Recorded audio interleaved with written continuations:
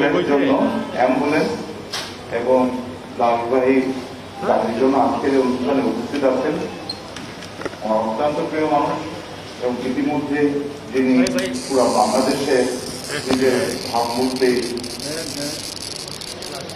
প্রকাশ করেছেন, আমাদের স্বাস্থ্য অধিদপ্তর মহাপরিচালক প্রফেসর ডাক্তার আবুল বাশার মোহাম্মদ খুরশিদ আলম। আজকে আমি একটু বলতে চাই যে আমাদের এই বিল্ডিংটা বেসিক্যালি প্রথম দিনও বলেছিলাম, আজকে সাংবাদিক ভাইদের উদ্দেশ্যে বলতে চাই, এখানে 258টি দোকান আমি বরাদ্দ দিয়েছিলাম। 258টি দোকান। একটি বদনাম আছে যে মেয়ররা কাউন্সিলররা দোকান বরাদ্দ দেয়, যে আমরা দোকান বরাদ্দ দেয় মেয়ররা, কিন্তু আমরা বোর্ড মিটিং এর মাধ্যমে আমাদের সম্মানিত কাউন্সিলররা ডিসিশন দেওয়া হয়েছে যে এখানে কোনো দোকান বরাদ্দ দেওয়া হবে না, এখানে বরং যে দোকানগুলো আছে তাদেরকে অ্যালটমেন্ট, তাদেরকে দোকানকে আমরা ক্যান্সেল করে দিচ্ছি, বরাদ্দ ক্যান্সেল করে দিচ্ছি আমরা। এবং এটি একটি মেসেজ দিতে চাই, আমরা প্রয়োজনে মানুষের পাশে দাঁড়ানোর জন্য ঢাকা উত্তর সিটি কর্পোরেশন 258টি দোকান বরাদ্দ ছিল, ওটা আমি ক্যান্সেল করে দিয়েছি। এবং গতকালও আমি প্রায় 27 লক্ষ টাকা পেমেন্ট করেছি যারা দোকানদারা বরাদ্দ দিয়েছিল ওদেরকে। অনেক বুঝাতে হচ্ছে। এবং 258টি দোকানের প্রায় 200 অধিক মালিককে আমাকে নিজে তারা কথা বলতে হচ্ছে। তারা বলছেন আমরা মেয়র মহোদয়ের সাথে কথা না বলে আমরা এটাকে মানবো না। 11 জন কেস করেছিল, এই হাসপাতাল উদ্বোধনের দিন 2 জন আবার কেস উইথড্র করেছে। 9 জনও কিন্তু এখন কেস করেছে যে আমাদের বরাদ্দ দোকান আমাদেরকে দিতে হবে। সুতরাং এটি যত সহজ মনে হচ্ছে তত সহজ কিন্তু না। কারণ আপনি যদি অ্যালটমেন্ট দিই এই মহাখালী হাসপাতালে একটি দোকানের জন্য, তাকে কিন্তু আরেকখানে দিতে হবে। তার কথা হচ্ছে এই এলাকার যেরকম দাম সেই দাম অনুযায়ী আমাকে আপনি বরাদ্দ দিবেন নিশ্চয়। এবং সে যখন দোকান দিয়েছিল তখন কিন্তু সে ভ্যাট ট্যাক্স দিয়েছিল, কিন্তু ভ্যাটটা চলে যায় সরকারের পাশে, আমরা কিন্তু ডিএসসিসি পাই না। এখন ডিএসসিসি থেকে তাকে টাকাও যখন ফেরত দেওয়া হচ্ছে সে তার ভ্যাটও দাবি করেছে। এই বাস্তবতাগুলো নিয়ে আমরা মনে করেছি মানুষের পাশে দাঁড়ানোর জন্যই হলো আমাদের সবচেয়ে বড় কাজ, আজকে অসহায় মানুষের পাশে দাঁড়ানোর জন্য। এই হাসপাতাল যখন হলো আপনি নিজেরাই দেখেছেন মানুষের যেটা স্বস্তি, এটি কিন্তু একটা বিরাট বড় ব্যাপার একটা। আমি মনে করি এই জন্য আমি ধন্যবাদ জানাই প্রথমেই মাননীয় প্রধানমন্ত্রী জননেত্রী শেখ হাসিনাকে।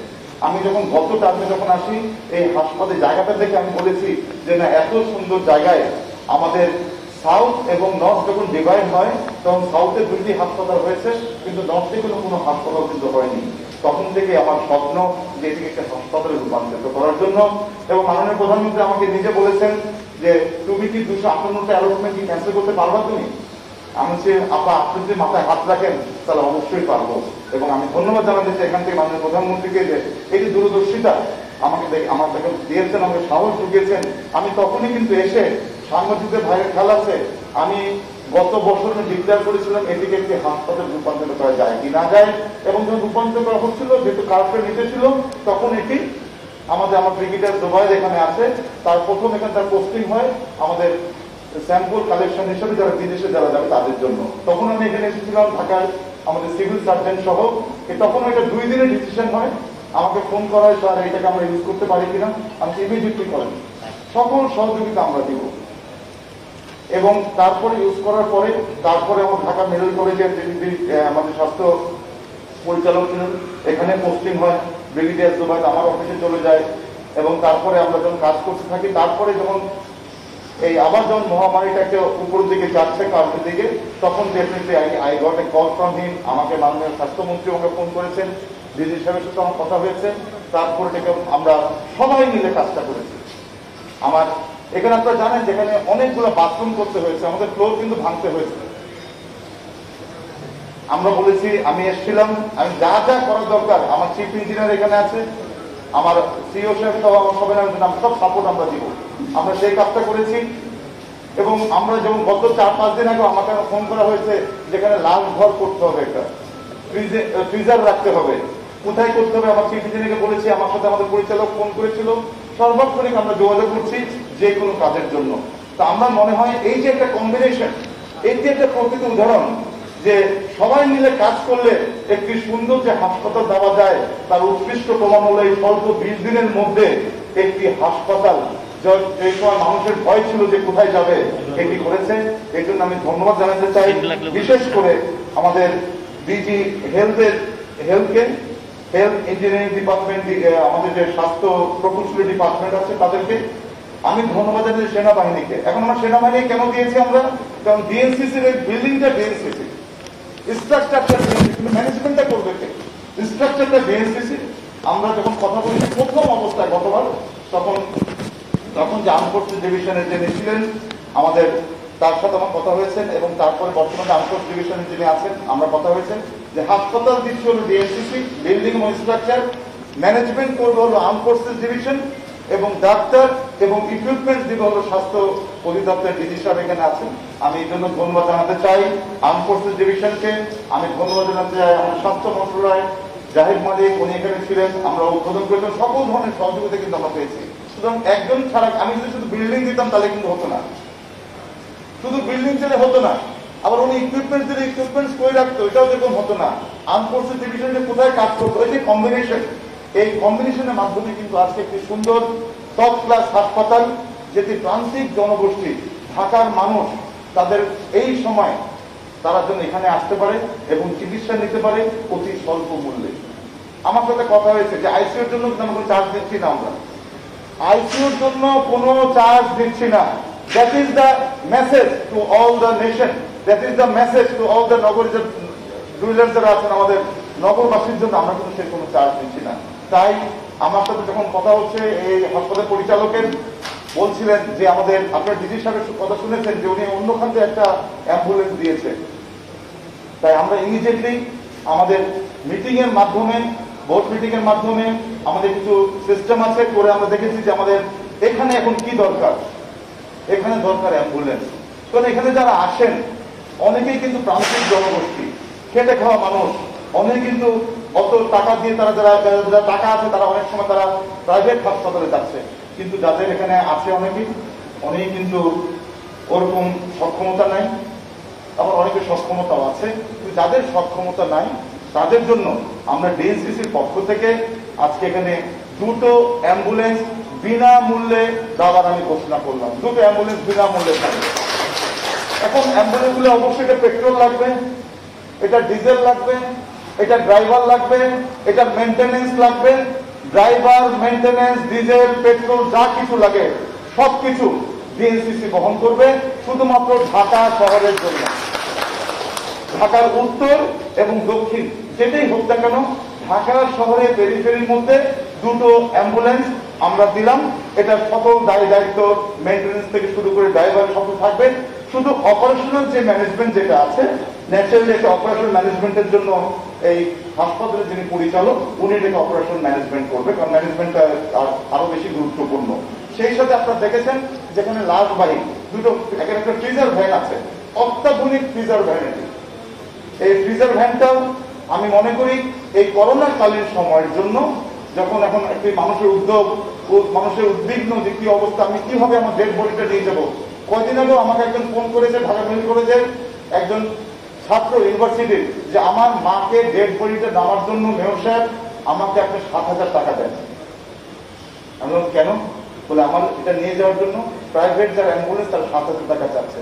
আমি সাথে সাথে আমার একটি অ্যাম্বুলেন্স পাঠিয়ে সেই ছাত্রকে তার মায়ের ডেড বডিটা কুমিল্লায় পাঠিয়ে দিয়েছি। এরকম কিন্তু বাস্তবতা, আমরা বাস্তবতা কিন্তু যারা ফেস করছেন তারা কিন্তু বুঝেন বাস্তবতা কত কঠিন। পকেটে যদি টাকা না থাকে তার কাছে কিন্তু 50 টাকাও কিন্তু অনেক। যার কাছে টাকা আছে সে কিন্তু টাকার মায়া বুঝে না, যার কাছে টাকা নেই যে বিপদের সময়। তাই আমি মনে করেছি, আমি প্রথমে আমার দুটো অ্যাম্বুলেন্সের কথা ছিল, এই ফোনটা পাওয়ার পরেই আমি ইমিডিয়েটলি আমার সকল কাউন্সিলরদের কথা বলেছি যে না, আমাদের কাছে একটি লাশবাহী যে ফ্রিজার আছে, তাই আমি দুটো অ্যাম্বুলেন্স এবং লাশবাহী যেটা আছে এটি অত্যাধুনিক একটি ফ্রিজার, এটি ইউরোপের টোটাল ইকুইপমেন্ট সহ সবকিছু আছে, আপনারা দেখতে পাবেন। এটিও আমি মনে করি এটিও আমরা বিনামূল্যে আমরা দিতে চাই এই হাসপাতাল, অর্থাৎ দুটো অ্যাম্বুলেন্স এবং একটি লাশবাহী ফ্রিজার যেটা আছে এটিও কোভিড সময়ের জন্য আমরা এটাকে বিনামূল্যে হস্তান্তর করতে চাই। এবং সেই সাথে সাথে আমাদের যে বিল্ডিংটা আছে 1,85,000 স্কোয়ার ফিট, এই বিল্ডিং কিন্তু একটা ভাড়া কিন্তু থাকতে হয় নিয়ম অনুযায়ী, এবং গভর্নমেন্টের যে নিয়ম আছে এই এলাকাতে সর্বোচ্চ ভাড়া হচ্ছে 32 টাকা করে পার স্কোয়ার ফিট। সেটা ধরলেও কিন্তু আমাদেরকে প্রায় মান্থলি 70 লক্ষ টাকা দিতে হবে এই হাসপাতাল স্বাস্থ্য মন্ত্রণালয়কে। কিন্তু আমি মনে করি আমাদের বর্তমানে কাজ হচ্ছে মানুষকে সেবা সেবা সেবা সেবার কোনো বিকল্প নেই। ঢাকা সিটি কর্পোরেশন তাই এই হাসপাতালে যে ভাড়া যেটি আছে এটিও আমরা বিনামূল্যে কোভিড সময়ের জন্য এটিও আমি গ্র্যান্ট করলাম। অর্থাৎ এই হাসপাতালের জন্য মান্থলি যে 70 লক্ষ টাকা দিতে হবে ওটিও দেওয়া লাগবে না। আমার মনে হয় এই মেসেজগুলো দিয়ে একটা মেসেজ দরকার সকলের কাছে যে সিটি কর্পোরেশন, উত্তর সিটি কর্পোরেশন মনে করে যেন মানুষের জীবন, মানুষের সেবা এটি হচ্ছে আমাদের সবচেয়ে বড় কাজ। আমি তাই আজকে আপনাদের সবাইকে শুধু একটু বলতে পারি, বিপদের সময় যেন আমরা মানুষের পাশে দাঁড়াতে পারি এটি আমাদের ব্রত হওয়া উচিত, এবং রাব্বুল আলামিন যেন আমাদের সবাইকে আগামী দিনে যে চ্যালেঞ্জ, বিশেষ করে ইন্ডিয়ান ভ্যারিয়েন্ট যেটা আছে এটির জন্য সবাই মোকাবেলা করতে হবে। আমাদের কমপ্লেসেন্ট হলে চলবে না, খুশি হলে চলবে না, কারণ আমাদের পার্শ্ববর্তী ভারতেই কিন্তু আজকে কিন্তু ইন্ডিয়ান ভ্যারিয়েন্ট কিন্তু আসছে এবং স্পেশালিস্টরা বলছে। তাই আমি মনে করি যারা বর্ডারের দায়িত্ব আছেন, যারা আমরা গতকাল মিটিং করেছি, সর্বোচ্চ সতর্ক রাখতে হবে যে কোনো ধরনের পেশেন্ট যেন আমাদের ঢাকাতে বাংলাদেশে ঢুকতে না পারে ইন্ডিয়ার থেকে। এটি আমি মনে করি এটি আমাদের সর্বোচ্চ সতর্ক অবস্থা নিতে হবে আমাদের সবাইকে একযোগে। আপনারা জানেন যখন আমরা হাসপাতাল শুরু করেছিলাম তখন সিটি স্ক্যান মেশিন ছিল না। আমার ডিজি সাহেব আমাকে বলেছেন অন্য একটি হাসপাতাল থেকে, ডেন্টাল কলেজ থেকে আমার সাথে ব্রিগেডিয়ার নাসিরের সাথে কথা হয়েছে, এই সিটি স্ক্যানিং আজকের থেকে স্থাপন হয়ে যাচ্ছে, কালকের থেকে এই হাসপাতালে সিটি স্ক্যানিং আমাদের শুরু হতে যাচ্ছে। এটা একটি বিরাট বড় মেসেজ, কিন্তু একটি সিটি স্ক্যানিং লাগবে এবং তার সাথে অন্যান্য ল্যাবরেটরি যেগুলো আছে। এবং একটি হাসপাতাল প্রথম শুরু করার পর থেকে কিন্তু অনেক ধরনের চ্যালেঞ্জ থাকে। একটি সংসার গোছাতেও যেমন চ্যালেঞ্জ থাকে, স্বামী স্ত্রীর সংসার, ঠিক সেরকম হাসপাতাল গোছাতেও কিন্তু অনেক কিছু কিন্তু দরকার। সেই দরকারগুলোর জন্য অলরেডি আস্তে আস্তে আমরা যথেষ্টভাবে স্বাবলম্বী হয়ে যাচ্ছে হাসপাতালটি। এবং আমি আগেও বলেছি, এখনো বলছি, যেহেতু আমি দোকানের সমস্ত অ্যালটমেন্ট ক্যান্সেল করে দিচ্ছি, সুতরাং এই হাসপাতালটি একটি পূর্ণাঙ্গ হাসপাতাল হয়ে ঢাকা উত্তর সিটি কর্পোরেশন নগরবাসীকে সাহায্য করবে। এই জন্য আমি সকল ধরনের সহযোগিতা আমাদের ডিজি হেলথ থেকে, শুধু স্বাস্থ্য বন্ধ থেকে, সবার থেকে চাচ্ছি। এই হাসপাতাল এখানে আর কোন ধরনের দোকান বরাদ্দ দেওয়া হবে না। এটি একমাত্র হাসপাতালের জন্য যা যা করা দরকার সবকিছু হবে স্থায়ী হাসপাতালের জন্য। এটি আমি আপনাদের সঙ্গে বলতে চাই। চলতে পারে এবং বিশেষ করে আমাদের অফিসাররা যারা আছেন, এই ডাক্তাররা যারা আছেন এই হাসপাতালে এবং অন্যান্য হাসপাতাল ডাক্তার যারা আছেন, সকল ডাক্তার, নার্স এবং তাদের এমপ্লয়িদের জন্য একটি বড় পুরস্কারের মাধ্যমে আমি শেষ করে বলতে চাই যে আমরা ভয় নাই, আমরা আছি আপনাদের সাথে। আমরা মাস্ক ব্যবহার করি, সোশ্যাল ডিস্টেন্স ব্যবহার করি, মাস্ক ব্যবহার করি, সোশ্যাল ডিস্টেন্স ব্যবহার করি, এবং আমরা যে ভারতের যে ভ্যারিয়েন্ট যেটা আছে এটা মোকাবেলার জন্য বিশেষ করে যারা দোকানদারা চালাচ্ছেন, আমি একটি মেসেজ দিতে চাই। আজকে এবং আগামীকাল আমরা মাইকিং করছি। বুধবার দিন আমি নিজে যাব মার্কেটে। যদি সেই মার্কেটে দেখি যে তারা মাস্ক ব্যবহার করছেন, ক্রেতারাও সেই দোকানে মাস্ক ব্যবহার করছেন, তাহলে সেই দোকান খোলা থাকবে। যেই দোকানে আমি দেখব ক্রেতা এবং বিক্রেতার কেউ একজন মাস্ক খোলা থাকবে, আমি বলবো না কোন দোকানে যাব, সেই দোকান আমি বন্ধ করে দিব, সেই মার্কেট আমি বন্ধ করে দিব। এই ঘোষণা আমি দিতে চাই, কারণ দোকান যারা খুলেছেন আপনারা আন্ডারটেকিং দিয়েছেন যে আপনাদের দায়িত্ব আপনার দোকান থেকে ম্যানেজমেন্ট করবেন, আপনাদের দায়িত্ব আপনার ম্যানেজমেন্ট করবেন। সেই আন্ডারটেকিং দিয়েই কিন্তু আপনারা খুলেছেন। এখন দোকান খুলেছেন, দোকান মালিক সমিতি যারা আছে, স্থানীয় যারা দোকানের প্রতিনিধি আছে, আপনারা তাদেরকে বলবো ঈদের সময় আমি চাই না যে কেউ ব্যবসার মধ্যে হ্যাম্পার হোক। আপনারা ব্যবসা করবেন, কিন্তু স্বাস্থ্য সুরক্ষা নিয়ে আপনারা ব্যবসা করবেন। আপনারা দায়িত্ব যখন নিয়েছেন আপনাদেরকে সেই দায়িত্ব পালন করতে হবে। স্থানীয় দোকান মালিক সমিতি, স্থানীয় দোকানের যারা ব্যবসায়ী প্রতিনিধি আছেন, আপনাদেরকে সেই দায়িত্ব নিতে হবে। নাহলে দোকান যদি বন্ধ হয়ে যায় আপনারা নিজেই বুঝেন কি অবস্থা হবে। তাই আমি সতর্ক করতে চাই, আপনারা মাস্ক ব্যবহার করেন, আপনাদের দোকান আপনারা পরিচালনা করবেন। এই বলে আমার বক্তব্য শেষ করছি। ভালো থাকুন, সুস্থ থাকুন। জয় বাংলা, জয় বঙ্গবন্ধু, বাংলাদেশ।